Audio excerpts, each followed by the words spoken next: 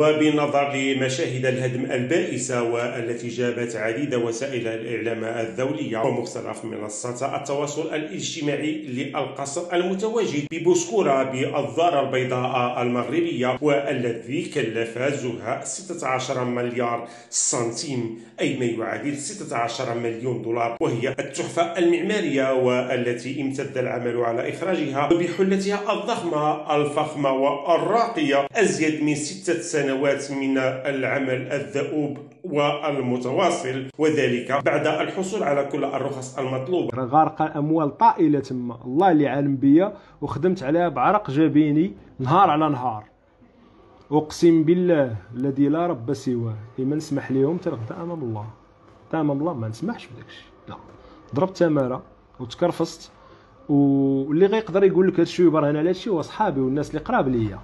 الناس اللي قراب ليا غيقول لك تماره وشحال دوزنا ديال الجهد، وكنت بغيت الصوره زوينه تبقى في البلاد، ولكن للاسف دابا كيجيو الناس كيصوروا داكشي ما رضيتش بيه كاع.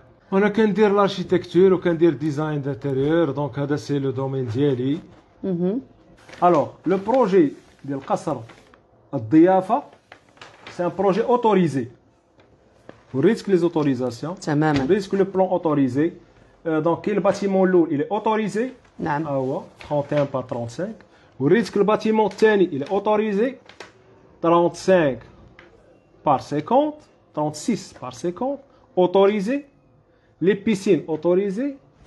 دونك وريتكم كاع لو بروجي اوتوريزي خارج من الجامعه ديال بوسكوره من لا بلاتفورم قانوني داكشي كله اللي ريبو دوك الناس ما هي الا بنايات قانونيه. ها واحد جوج، هو لو بلون قدامنا تنشوفوا فيه جوج بنايات، فيه جوج بنايات، البنايه اللي تهدمت الاولى، كلشي البنايه اللي تهدمت الثانيه، باش نحيدوا اللبس ديال الناس والناس هذا.